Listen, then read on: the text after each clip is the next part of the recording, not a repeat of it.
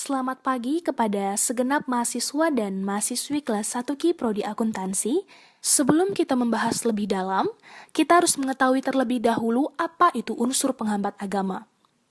Unsur penghambat agama adalah sebuah unsur yang menyebabkan terhambatnya perkembangan suatu agama oleh beberapa faktor tertentu. Faktor inilah yang akan kita bahas, yakni fanatisme, tahayul, dan fatalisme.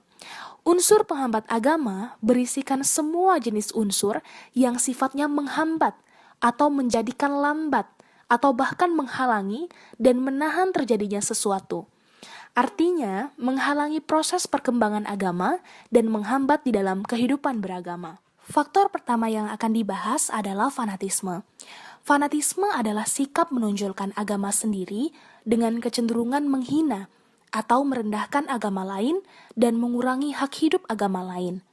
Penyebab fanatisme sendiri misalnya karena kurang mengenal agama itu dan hidup di dalam daerah tertutup.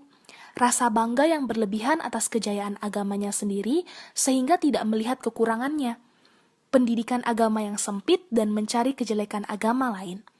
Selain itu, fanatisme ini juga bisa disebabkan karena seorang individu tinggal di lingkungan yang dominan menganut kepercayaan tertentu, sehingga rasa kecintaannya pada kepercayaan itu berlebihan dan muncullah fanatisme. Sebab-sebab ini umumnya kurang disadari, sehingga fanatisme bisa sampai menutup diri sama sekali terhadap agama lain, membabi buta dan bertahan lama sekali. Sebab yang utama dari fanatisme agama adalah tidak adanya keyakinan yang tenang, dewasa, realistis, dan juga terbuka. Kemudian fatalisme. Fatalisme adalah sikap mudah menyerah kepada nasib, sehingga menganggap segala sesuatu telah ditakdirkan oleh Tuhan. Manusia menjadi kurang berusaha untuk mengatasi hal itu di dalam hidupnya. Terlalu mudah menghibur diri dengan perayaan-perayaan keagamaan dan menantikan surga. Orang-orang fatalis mempunyai pandangan tentang Tuhan yang picik, dan paham yang tidak realistis tentang dunia. Tuhan seakan-akan menakdirkan segala nasib buruk kepada dirinya, sehingga di dalam pandangan hidupnya, ia akan terus menjalani kehidupan tanpa perlu berusaha lagi di dalam kesulitannya. Karena itu telah ditakdirkan oleh Tuhan untuk dirinya. Lalu, di sini ada dampak dari fanatisme. Yang pertama adalah konflik antar agama. Ketika seseorang terlalu fanatik terhadap agamanya, dalam arti terlalu mencintai agamanya sendiri secara berlebih, ia cenderung menganggap bahwa setiap ajaran agama lain adalah sebuah kekeliruan. Masyarakat masih mementingkan diri sendiri atau menganggap agamanya lah yang paling benar. Maka ketika kedua kubu agama tidak bisa lagi saling mentoleransi, maka terjadilah konflik antar agama. Yang kedua adalah hilangnya rasa toleransi. Poin kedua berhubungan dengan poin pertama, di mana setiap orang yang termasuk dalam kategori fanatik, rasa toleransi di dalam diri mereka itu akan hilang. Tidak ada lagi perasaan untuk menghargai sesama yang berbeda, egois, dan merasa paling benar. Yang ketiga adalah merusak tatanan hidup sosial berbangsa dan bernegara. Indonesia merupakan negara yang terdiri dari berbagai suku dan agama. Persatuan adalah modal utama dalam kedamaian negara ini. Jika semua masyarakat memiliki sifat fanatisme, maka ketentraman negara itu sendiri akan kacau. Setiap agama akan mengaku dirinya benar, tidak ingin mengalah hingga terjadilah konflik. Jika sebuah negara cenderung selalu mengalami konflik, maka tidak ada kata tidak mungkin jika negara itu akan hancur atau bubar. Berikutnya, ada dampak dari tahayul. Yang pertama, cenderung mempercayai atau meyakini hal mistis. Yang kedua, mengaburkan iman kita. Mengapa? Ya karena kita sudah percaya kepada hal lain selain Tuhan. Ketiga, menjauhkan kita dari Tuhan dan menimbulkan praktik-praktik magis seperti percaya kepada dukun dan juga sihir. Selanjutnya, ada dampak dari fatalisme. Yang pertama, membuat orang menjadi malas dan pasrah terhadap hidup. Mereka merasa bahwa tidak ada lagi harapan untuk kehidupan mereka seterusnya. Tanpa mencoba untuk berusaha terlebih dahulu, mereka sudah pasrah akan kesulitan yang dihadapinya. Yang kedua, membuat manusia jauh dari Tuhan dan cenderung menyalahkan Tuhan atas nasibnya. Di dalam mindset atau pikiran mereka, Tuhanlah yang menyebabkan hal-hal buruk itu terjadi di kehidupan mereka.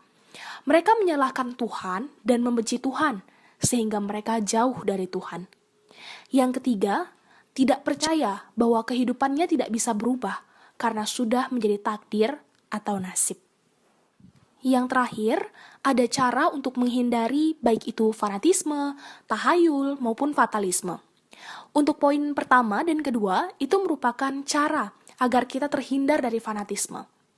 Kita harus menjunjung tinggi rasa toleransi dan menjaga rasa hormat serta tenggang rasa. Untuk menghindari fatalisme, kita tidak boleh menyerah di dalam hidup dan terus berusaha. Sebab sesulit apapun masalah di dalam hidup kita, sesusah apapun hidup kita, jika kita mau berusaha, kita pasti akan bahagia. Kita pasti akan bisa. Tidak ada yang tidak mungkin di dunia ini. Dan Tuhan pasti memberikan cobaan sesuai dengan batas kemampuan umatnya. Yang terakhir, untuk menghindari tahayul, maka kita harus mengatur pola pikir kita.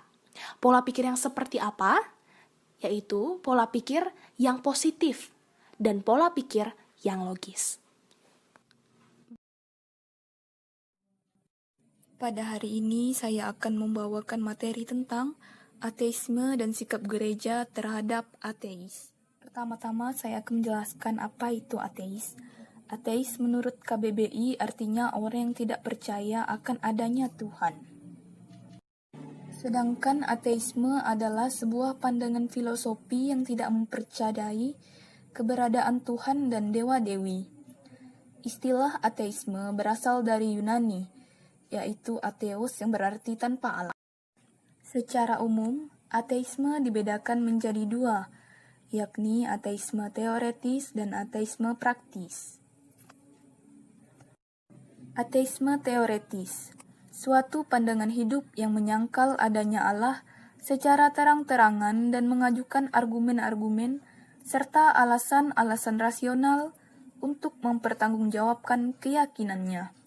Sedangkan ateisme praktis adalah mereka yang menganut salah satu agama tetapi tidak hidup menurut ajaran agama tersebut. Dampak ateisme. Yang pertama, pemikiran bebas. Pemikiran bebas artinya para ateis tidak ingin kehidupannya diatur oleh agama, sehingga mereka menjauhkan diri dari Tuhan dan menarik diri dari keagamaan. Yang kedua, skeptisme ilmiah. Para ateis berusaha mempertanyakan apakah Tuhan itu ada atau tidak.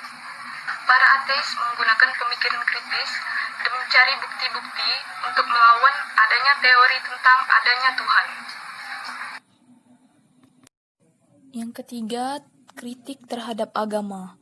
Mereka selalu bertanya-tanya apa keuntungan beragama, dan mereka selalu mengkritik orang yang memiliki agama. Sikap gereja terhadap ateis. Gereja mengecam ajaran dan tindakan kaum ateis. Pada dasarnya, gereja mencintai semua manusia, karena manusia adalah citra Allah. Demikian juga halnya terhadap kaum ateis. Namun, gereja tidak bisa menerima ajaran mereka, karena ajarannya dapat menghancurkan iman umat beragama. Gereja sangat menentang dan mengecam ateisme yang mendambakan pembebasan manusia di bidang ekonomi dan politik.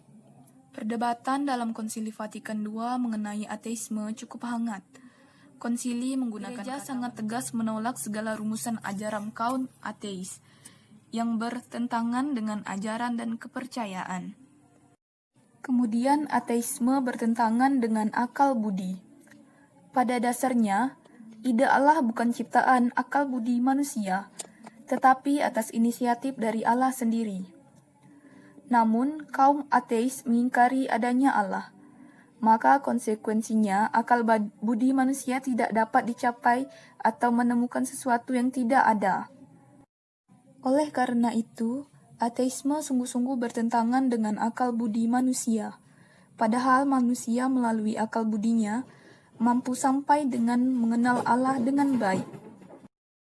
Ateisme bertentangan dengan keluhuran manusia. Manusia tidak sepenuhnya hidup menurut kebenaran, bila itu tidak dengan sukarela mengakui cinta kasih dan menyerahkan diri kepada penciptanya. Kalangan ateis termasuk orang-orang yang tidak menyerahkan diri kepada Allah. Bahkan dengan kesombongannya, mereka menonjolkan kehebatan dirinya, sehingga mereka seringkali ditentang oleh gereja. Baiklah, sekian dari presentasi materi saya.